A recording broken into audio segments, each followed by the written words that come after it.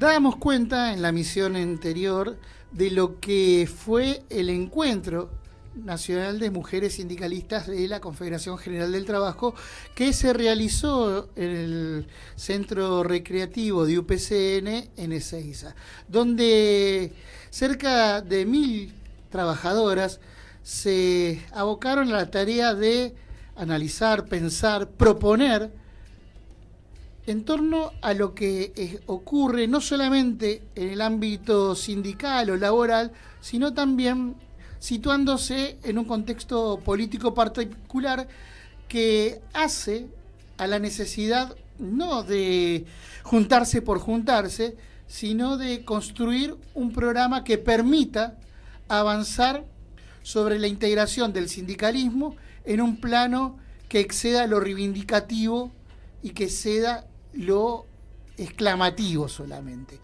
Y esto se concretó, ese encuentro cerró con la participación de Héctor Daer, uno de los cosecretarios generales de la CGT, también participó Julio Piumato, entre otros dirigentes que se hicieron presentes en este encuentro. Con nosotros están aquí ahora en el piso de Radio UTE Vanessa Núñez, secretaria administrativa y de Organización Nacional de UTEDIC, y Marina Jauregui, secretaria general de SADOP. Marina, Vanessa, gracias por haber venido y gracias por estar con nosotros en esta tarde. Bienvenidas. Gracias. Bueno, ¿cuál es el primer balance ya después de una semana que hacen de este encuentro? Bueno, el encuentro, antes quiero decir algo, que tanto Vanessa como yo somos parte del Consejo Directivo de CGT. También claro. Digo, porque es en ese contexto, la compañera ocupa además una secretaría, pero digo, es en ese contexto, en el contexto CGT, en el contexto de las compañeras del Consejo Directivo de CGT, donde surge esta idea de juntarnos. Bueno, yo creo que la evaluación que después hemos ido haciendo nosotras es altamente positiva.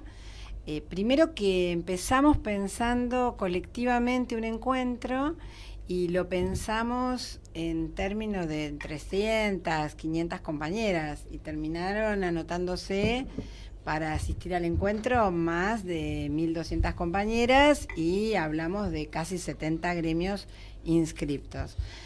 Entonces, bueno, esto nos está diciendo que algo que nosotras estábamos viendo, que era la necesidad de juntarnos, de avanzar en realidad en un programa. Nosotras venimos formalmente, por decir de alguna manera, teniendo vida pública o bautismo, como nos gusta decir a nosotras, en la calle, como mujeres sindicalistas CGT, el 8 de marzo, donde justamente con la bandera que replica esto que acabo de decir, mujeres sindicalistas de CGT, con una muy linda imagen de la compañera Evita, bueno, da ese puntapié de venimos expresándonos, cada una en su sindicato, en distintos colectivos, pero sentíamos que era necesario que las mujeres de la CGT nos expresáramos como tales.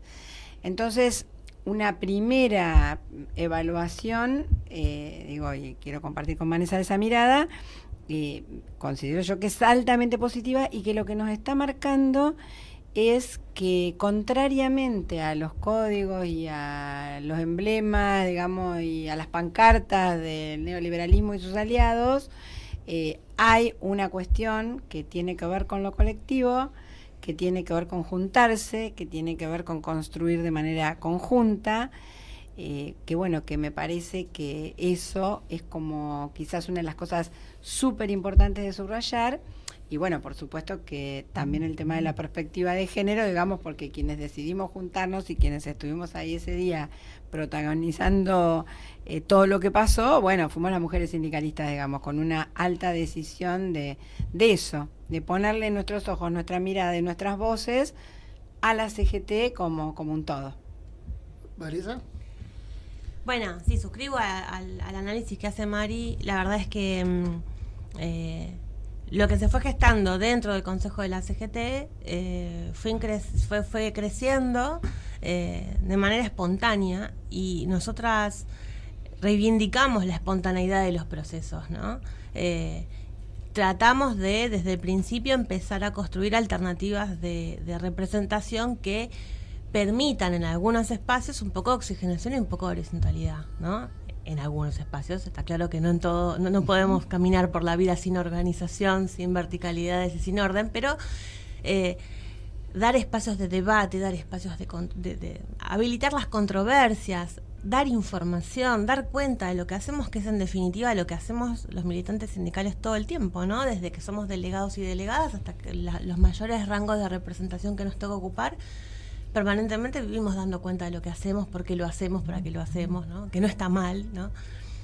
Además de la persecución permanente que vivimos por parte de la prensa y de su esa influencia en la opinión pública. Entonces, desde ese lugar nos parecía que habilitar ese espacio, empezar a debatir, empezar a dialogar, empezar a pensar cuál iba a ser o cuál debía ser el rol de las mujeres dirigentes en la Confederación General del Trabajo, más allá de las tareas y las agendas muy valiosas y muy importantes en este momento de género en sí mismo, tenemos 36 secretarías, de las cuales el 98% están ocupadas por cotitularidades de varones y mujeres.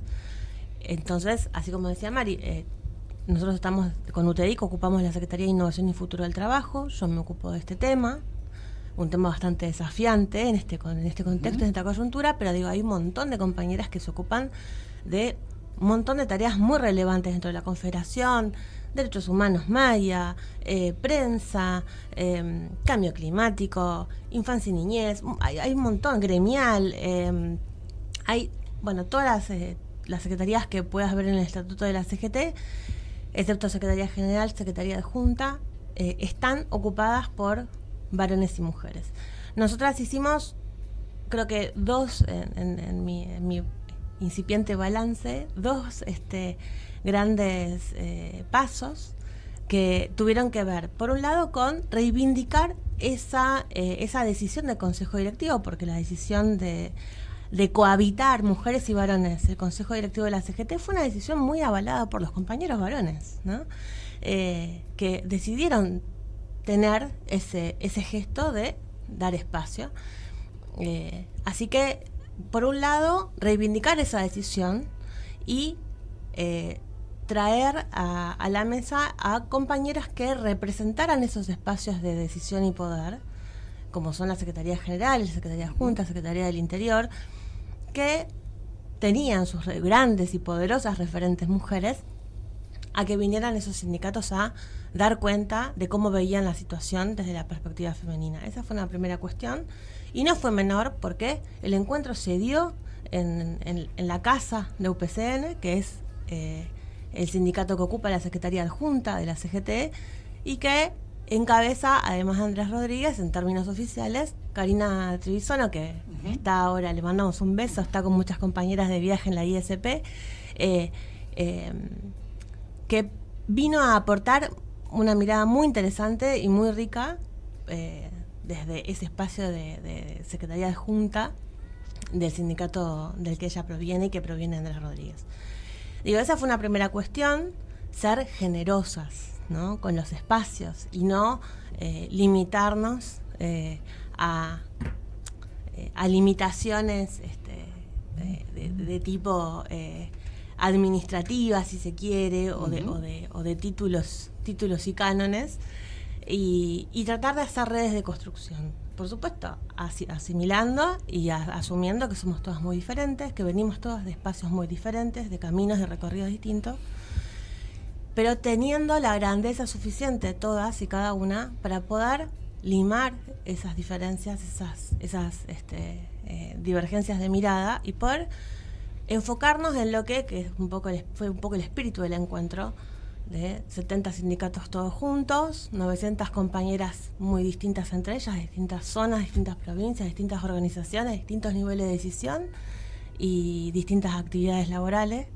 que puedan enfocarse en los horizontes comunes que nos unen y que podamos caminar juntas hacia ese lugar, digamos. Eso se ve hacia afuera cuando se marca que el movimiento obrero está o fracturándose o hay disputas internas. se nota que la mujer toma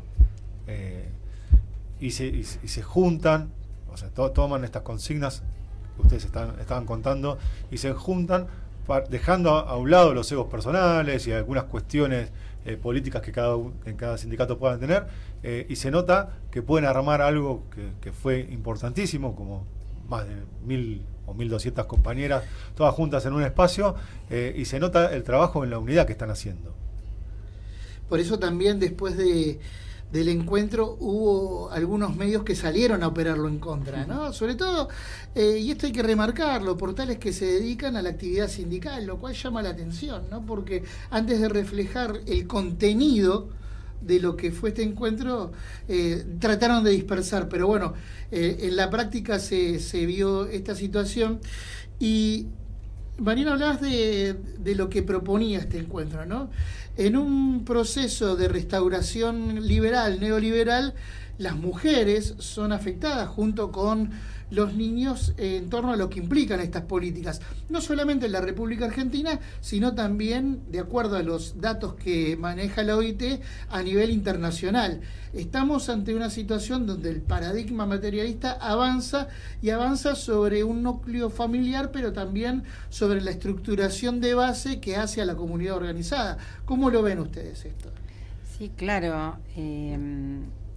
La feminización de la pobreza, digamos, no es una frase.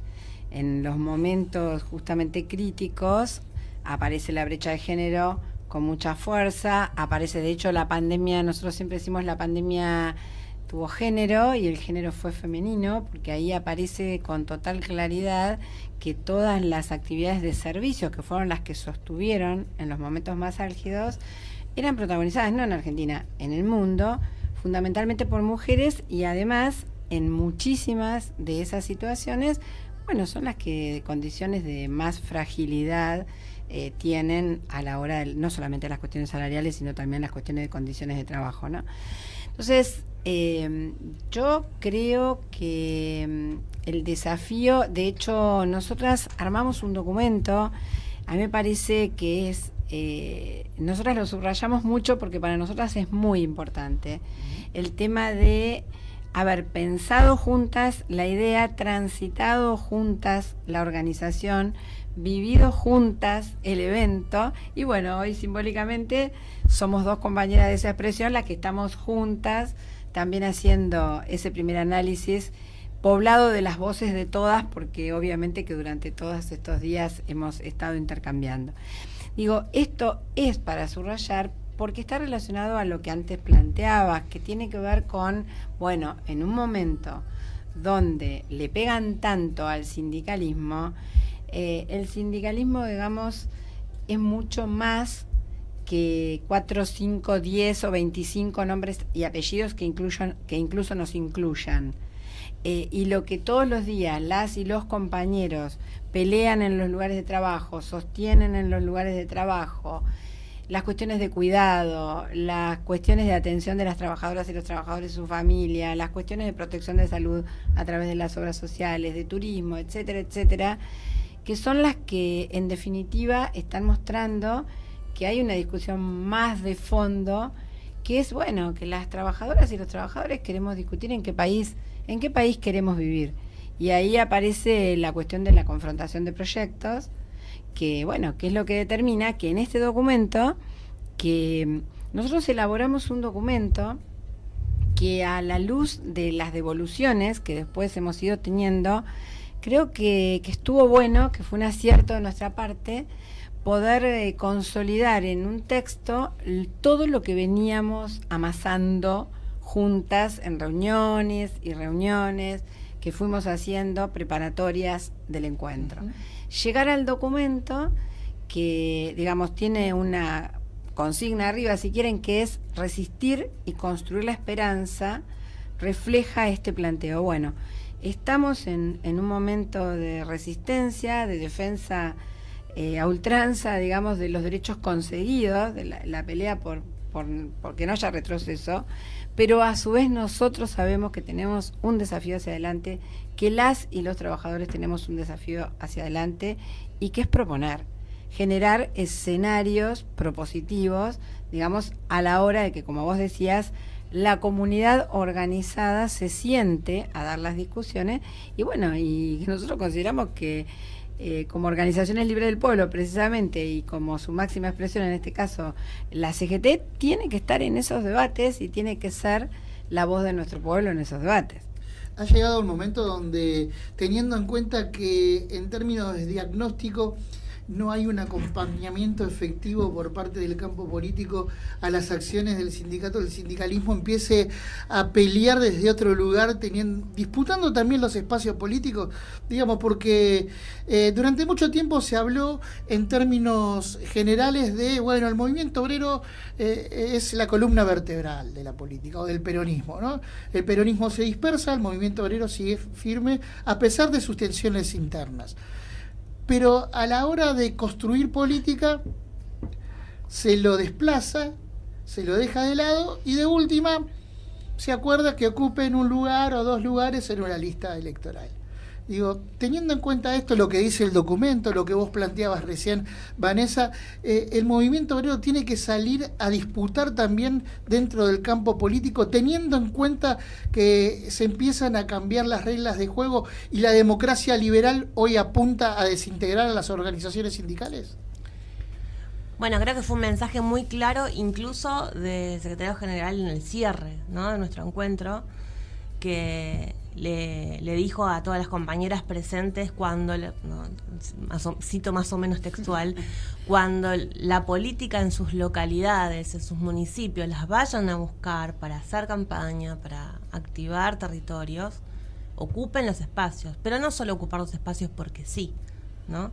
O ocupar los espacios porque lo merecen, porque tienen las capacidades, porque las mujeres estamos a esta altura, a pesar de que hay debates que han volvido a la discusión, pero que para nosotros están zanjados, que tienen que ver con la igualdad de oportunidades y de condiciones. Una línea muy clara que tiene que ver con que las personas que venimos del movimiento obrero y que tenemos los pies y el corazón puestos en el movimiento obrero y nos tocara o les tocara a las compañeras ocupar espacios de cualquier orden deliberativo a lo largo y a lo ancho del país, tiene que hacerlo con su perspectiva, por supuesto, de género, pero tiene que hacerlo con su perspectiva de movimiento obrero. Y esto fue lo que dejó muy claro Daer en una parte de su discurso del cierre, y que venimos charlando todas entre nosotras, y no es que empiezo a ocupar un espacio de poder, por supuesto es difícil habitar y transitar la política partidaria, no somos ingenuas en esto, pero los intereses que están por encima del interés partidario en específico tienen que ver con el bienestar del movimiento obrero todo, y ese tiene que ser como el eje rector. Ahí volvemos, ¿no?, a la figura de la columna vertebral, que habrá que, bueno, seguramente habrá que ayornarla, habrá que replantearnos cuál es el rol del trabajo en la sociedad y en la sociedad que viene, pero necesitamos representantes en la política que vengan del movimiento obrero, sin duda sí, pero que tengan esa perspectiva clara todos los días, ¿no? Que no se la olviden cuando empiezan a encorsetarse en disyuntivas partidarias y políticas. Sumándome a lo que decía Mari, me parece que la declaración que se hizo en el documento de trabajo y el documento declarativo que hizo el encuentro de todas nosotras, al que todas las compañeras suscribieron y agradecieron y enriquecieron en los talleres, porque esto está bueno remarcarlo, hubieron 900 compañeras divididas en 30 talleres, lo hicimos de esa manera, imagínense, engorrosa en términos organizativos, pero porque teníamos la obsesión de que todas las compañeras tuvieran espacio para hablar, ¿no? Entonces había que dividirlas, diversificarlas para que pudieran tener espacio para ser escuchadas y poder hablar. Queríamos, en definitiva, digamos, traccionar las cosas que nos parecen centrales y básicas que tienen que estar dadas para esto que me preguntás después, que es que las compañeras sientan que tienen un espacio en la CGT, que son parte de la CGT, que pueden aportar cosas a la CGT, y eso no se logra si no se sienten identificadas con la Confederación, ni con ningún movimiento obrero en general. Desde esa perspectiva fue que, como les decía antes, fuimos a dar cuentas de qué hizo la CGT, cuál es la mirada social del movimiento obrero, cómo el movimiento obrero mira la sociedad y cuáles son los ejes políticos, sociales y económicos que el movimiento obrero pretende como un camino viable y sostenible para la sociedad que habitamos, y al mismo tiempo que ellas empiecen a reflexionar en que no están lejos de la CGT, son parte de la CGT, hacen a la CGT todos los días, y nadie va a salir a militar por nosotras la importancia del tendido colectivo, de organizarse. La Confederación es un gran espacio de confluencia de organizaciones sindicales que en última instancia, mirándolo desde una perspectiva más femenina, iguala posibilidades, iguala el poder de organizaciones más pequeñas, más grandes, con mayor o menor impacto en la sociedad a la hora de tomar una medida de fuerza. Digo, la CGT es un gran igualador de poder de las organizaciones que la componen. Y su consejo directivo es muy diverso en ese sentido también. Entonces, que las compañeras puedan entender cuál es el rol estratégico en términos políticos de la CGT, no político partidario, político, no política sindical, y que entiendan cuáles fueron todas las medidas que se fueron tomando, porque nadie es ajeno a que todo el mundo, todo el tiempo, en nuestros sindicatos, en la calle y en todas partes, de forma permanente, por la positiva o por la negativa, están todo el tiempo preguntando qué pasa con la CGT, dónde está la CGT, qué hace, qué no hace, por qué vino, por qué no vino, por qué no está. ¿Y por qué crees que pasa eso? Porque somos un actor central en lo que está pasando, y porque de alguna manera la Confederación General del Trabajo y el movimiento obrero organizado es el mayor factor de poder que opone resistencia al modelo de Milei, y es un modelo de crueldad, y de crueldad las mujeres podemos hablar mucho mejor que los varones, de una forma complementaria, No es que los varones no tengan discursos muy atinados respecto de la lectura política, los tienen, y de hecho nosotras hemos aprendido mucho de ellos, pero digo, el ataque permanente y la lógica de la crueldad que impone este modelo de gobierno tiene mucho que ver con la vivencia de las mujeres en otras etapas. Esto ya, ¿no? Esto ya lo vivimos. Pero este modelo inusitado de crueldad comunicacional es nuevo, ¿no? Es una forma nueva de habitar el diálogo político o el no diálogo político.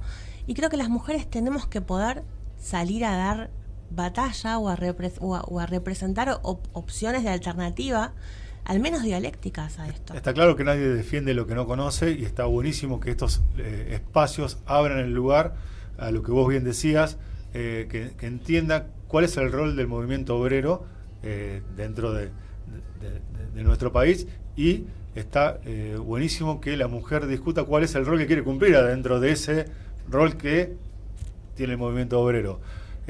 Ahora, el tema comunicacional, que es por lo que venimos hablando y lo que hemos hablado con un montón de actores del sindicalismo y de la política en general, es nuestro talón de Aquiles, porque nos terminan comunicando ellos a nosotros, o nos cuentan cómo somos en vez de contarnos a nosotros mismos. ¿Cuál es el trabajo que tenemos que realizar para revertir esta situación?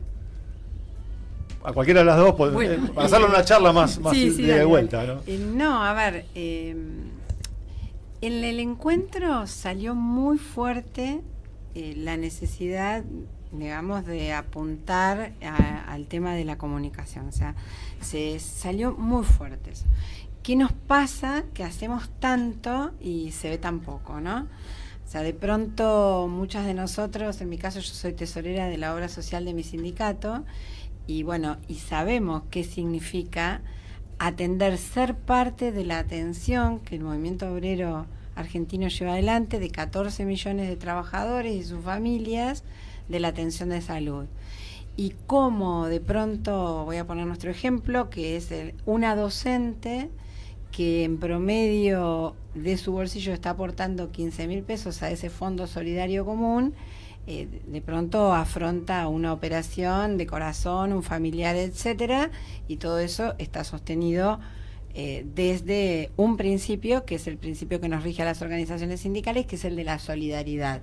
Y nosotros, incluso dentro de nuestras propias organizaciones, damos estos debates todo el tiempo. Bueno, ¿qué pasa? Que no podemos visibilizar comunicacionalmente con tanta fuerza lo que hacemos. Nos pasa a veces con nuestros compañeros mismos. Totalmente. Bueno, el otro día el compañero Dar hizo referencia a esto porque sabía que era un tema que se había trabajado en los grupos. Digo, ¿cuál es la medida de lo que tenemos enfrente? Porque precisamente lo que Vanessa está planteando también, digamos, es una pared que te ponen y a ver, la disputa de sentidos y lo que ahora está todo el tiempo en boca del presidente, pero que nosotros los trabajadores y trabajadoras lo venimos diciendo hace muchísimos años, ¿no? Que es, de fondo, es la cuestión cultural, la batalla que está cultural en disputa. La batalla cultural es lo que está en disputa. Ahora, no se ha perdido terreno también allí dentro del propio espacio de militancia. No hablo del sindicalismo porque la conciencia del militante sindical es distinta a la del militante político. Pero tenemos compañeros y compañeras del campo político que a veces desvían la atención, ¿no? Porque si las políticas de Milei te están haciendo daño, la solución es política y no tenés que mirar si la CGT convoca un paro o no. No, porque esta discusión se da permanentemente, ¿no? Estamos diciendo, si Milei generó 56% de pobres, la CGT tiene que salir a hacer un paro. Bueno, está bien, sí, puede ser, pero eso no va a solucionar la cuestión de fondo, porque la cuestión de fondo es romper estructuras. Y cuando el sindicalismo esto lo plantea, el sindicalismo a veces es también bombardeado por los propios, ¿no? Entonces, acá también esta batalla cognitiva, cultural, hace mella también en los propios. Bueno, el rol central de la Cámara Alta y la Cámara Baja en el avance de las políticas del gobierno es central. Y ahí el movimiento obrero tiene una incidencia muy tenue. Y así todo, los compañeros del Consejo Directivo de la CGT hacen cosas que, digamos, que no es difícil publicar, postear y comunicar de manera permanente, pero viven dialogando y tendiendo puentes con todos los espacios políticos para intentar garantizar el diálogo parlamentario. Digo, ahora, ¿por qué la sociedad, por qué los espacios políticos y por qué la prensa elige como enemigo político a la CGT y no un espacio político? Habrá que preguntárselo a ellos, ¿no? ¿Por qué eligen a la Confederación o al movimiento obrero? Pero vos lo dijiste en un momento, es el poder real de la clase trabajadora para confrontar con el liberalismo. Digo, y a lo largo de la historia se ha dado esto, ¿no?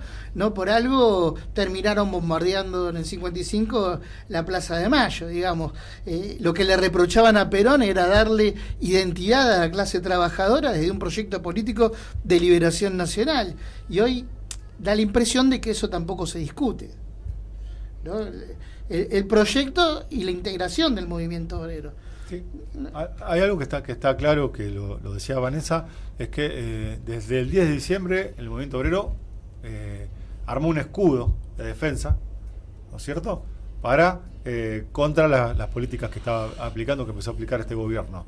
Lo que no tenemos contrarrespuesta es en la parte política, porque si nosotros le damos las herramientas, se las damos en la calle a nuestros legisladores, a nuestros diputados, a nuestros senadores, para frenar este proceso antinacional, y desde el lado de la política se pierden dentro de las cámaras votaciones que a priori eran ganables. Ayer había quórum supuestamente para sacar dos leyes y se perdió el quórum en el camino.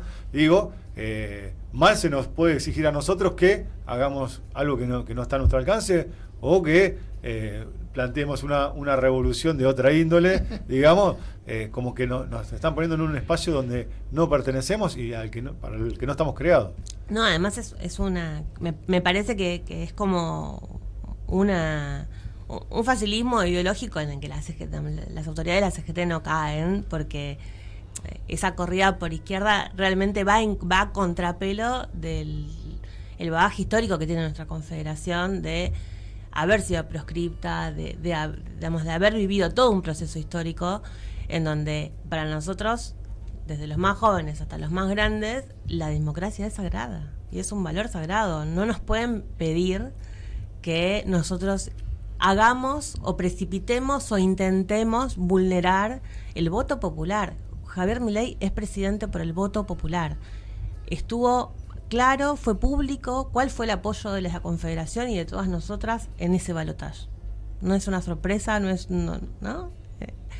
Bueno, asumimos el resultado de las elecciones y seguimos haciendo lo que tenemos que hacer, que es básicamente tensionar para conseguir resultados que tengan que ver con, en lo ideal, garantizar derechos, conquistar nuevos derechos o resignificar derechos que se van modificando, y en esta coyuntura es resistir el sostenimiento de la fuente de trabajo. O sea, la lucha está retraída porque hay un modelo de gobierno muy, muy agresivo para con el modelo sindical y para con los trabajadores en general, pero la necesidad de dialogar con quien el soberano, que es el pueblo, nos pone en el poder, es un deber que tenemos como dirigentes sindicales, así como tenemos que deliberar convenio colectivo con las cámaras empresarias, que tampoco elegimos nosotros. ¿Se ha bastardeado el concepto de negociación a partir de esta perspectiva ideológica? Digo, porque cuando un dirigente sindical se sienta en una mesa de diálogo, se considera como sinónimo de la negociación la claudicación, y eso no pasa. Bueno, o no pasa en todos los casos. Bueno, no, lo que pasa es que me parece que eso es parte del ataque, justamente. Recién hablábamos de esto de la responsabilidad de la política, de la que obviamente nosotros somos actores, pero me acordaba de un compañero muy querido, que ya no está hace muchos años, el compañero Germán Abdala, cuando Germán decía: los pobres necesitamos la política, porque los factores del poder real, digamos, esos no la necesitan. Entonces, un bastardeo de las organizaciones defensoras de los derechos de los trabajadores y de las trabajadoras, un corrimiento del debate de la centralidad del trabajo humano, o sea, poner en el centro de la escena figuras de autonomía, digamos, de autorregulación, etcétera, que sabemos que están en discusión, no solamente en la Argentina, sino en el mundo. Bueno, son ataques hacia el corazón de lo que nosotros pensamos que, en definitiva, es el proyecto nacional y popular. Por lo tanto, me parece que el movimiento obrero, el reconocimiento de sujetos políticos y de la posibilidad de, como sujetos políticos, tener un protagonismo en la mesa, como decía mi abuela vasca, donde se corta el bacalao, en la mesa donde se toman las decisiones, digamos, viene del 17 de octubre, viene consolidado en la Constitución del 49 y en toda la normativa posterior. Los retrocesos nos enfrentan a, hoy creo que lo decías vos, Vanessa, que, digamos, tenemos la necesidad de mirar con ojos de presente, o sea, el núcleo duro, nosotros creemos que va por ahí. Hay que mirar con ojos de presente este mundo del trabajo, cuáles son sus necesidades, cuáles son sus realidades. De hecho, nosotros en el documento que pusimos en discusión con las compañeras hablamos de cuáles son los porcentajes de desocupación que tenemos, cuáles son los porcentajes de informalidad, cuáles son las brechas, qué significan los procesos inflacionarios en el bolsillo de los trabajadores y las trabajadoras, y un etcétera, digamos, del que podríamos seguir conversando, que tienen que ver con esa necesidad de esa lectura de presente. Yo hoy decía en mi sindicato que trabajando nosotras todo el proceso de llegada al evento, bueno, habíamos vuelto al modelo sindical para el proyecto nacional, a aquella gran obra donde el general en el 74 dice, bueno, este es el modelo, para que sea proyecto el pueblo lo tiene que bancar, lo tiene que consolidar, lo tiene que construir. Y realmente cuando uno se mira en el texto, tiene esa ida y vuelta y esa genialidad que tenía el general, ¿no?, de poner en debate, adelantándose al tiempo, por ejemplo, cuestiones tales como lo ecológico, y poder uno decir, bueno, esto, que es lo sustancial, lo miro con ojos de presente. Creo que ahí están los debates, y además, esto que decía Vanessa, bueno, ¿saben lo que pasa? Por eso queremos estar en la lista, porque los trabajadores y las trabajadoras creemos que el porcentaje, digamos, con el que tenemos que entrar, no al que nos invita en la política, al que por derecho tenemos que ingresar desde la Confederación General del Trabajo, hace falta para que esa voz esté potente en los lugares donde se toman las decisiones y donde se discuten las grandes cuestiones.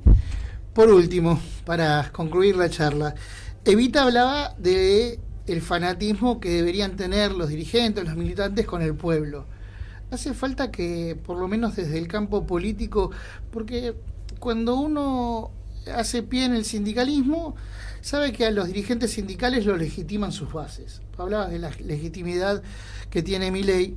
Es cierto que a Milei también lo legitima el sistema liberal, pero digo, saliendo de esa discusión, a los dirigentes sindicales los legitima sus bases y todos tienen la particularidad de conocer su actividad porque laburaron ahí. El dirigente político termina haciendo hincapié en la estructura partidaria, se convierte en un profesional de la política y pierde esto que dijeron en algún momento, que es el diálogo con el pueblo. Falta ese fanatismo de creer en el pueblo, porque vos como dirigente, secretaria general de SADOP, creés en tus bases. Y da la impresión de que a veces nuestros dirigentes políticos no creen en nosotros. Bueno, yo creo que nosotras hicimos un gran acto de fe para con nuestras bases en ese encuentro. Nosotras les propusimos un espacio de trabajo libre, con 2 horas de debate libre, sin estar nosotras muy seguras, entre todas, de qué iba a suceder en ese espacio, si los debates se iban a encauzar correctamente o no, si iba a haber o no controversias. La verdad que las compañeras nos devolvieron el doble de la fe que nosotros les pusimos. Dieron debates serios, profundos, dieron aportaciones muy valiosas. Pero digo, tal vez, no lo sé, pero digo, tal vez, para acercarme una respuesta a lo que me estás planteando, bueno, por ahí las personas que habitan el movimiento obrero le podrían dar un puente, un nexo y un amor hacia el pueblo de forma directa cuando habitan la política, ¿no? Por ahí ese es el camino. No me parece mal que haya profesionales de la política, son muy importantes, ¿no? Y son muy necesarios en la construcción de consensos. No lo veo mal. No, a mí no me representa, digamos, esa idea de que la política es una mala palabra, o no, sino entramos en la lógica de la casta de Milei. Igual el planteo tenía que ver con la representación liberal que se hace de la política como símbolo, ¿no? También. Totalmente, se entiende, y en algún punto el ocupar espacios de gran responsabilidad tiene como un componente inherente a esa tarea el alejarse del territorio, ¿no? Es algo que sucede. El tema es, bueno, cómo se construyen los equipos, con quiénes te rodeas para estar permanentemente con un oído puesto en lo que pasa en la calle, con lo que le pasa a tu gente, lo que le duele, lo que le gusta, lo que espera, lo que necesita. Por ahí los referentes y las referentes del movimiento obrero pueden tener esa mirada y nutrir al espacio de la política de esos dones que por lo menos los vemos un poco opacados por ahora. ¿Tu cierre? Sí, me quedé pensando en algo que dijiste antes con las interpretaciones de los espacios de diálogo, ¿no? Y pensaba, no hace mucho estuvimos con la CGT visitando al Papa Francisco y precisamente uno de los planteos de Francisco y de los reconocimientos para la CGT fue el ejercicio de representación de los trabajadores y las trabajadoras y el ejercicio de representación en la fortaleza de un diálogo, porque el diálogo debe existir, porque es necesario alcanzar los consensos en una sociedad. Y muchos de los que durante muchísimos años nos acusaron de ser parte de la grieta son los mismos que utilizan idéntico criterio para tratar de cortar los espacios de diálogos institucionales. Las referencias nuestras no son personales. Cuando nos sentamos a la mesa de negociación en un convenio colectivo, cuando nos sentamos a la mesa de negociación representando a la CGT, estamos representando institucionalmente al conjunto de las y los trabajadores. Digo, y ahí está la fortaleza y también, ¿por qué no?, la construcción de la esperanza. Muchas gracias. Muchísimas gracias por venir. Ha sido un gusto para nosotros tenerlas aquí en la periferia. Seguiremos obviamente con este diálogo porque hay mucho para caminar y transitar. Así que gracias Ustedes escuchaban a Vanessa Núñez, secretaria de Administración y Organización de UTEDIC, y también a Marina Jauregui, secretaria general de SADOP. Excelente. Un gustazo que nos dimos aquí en la periferia.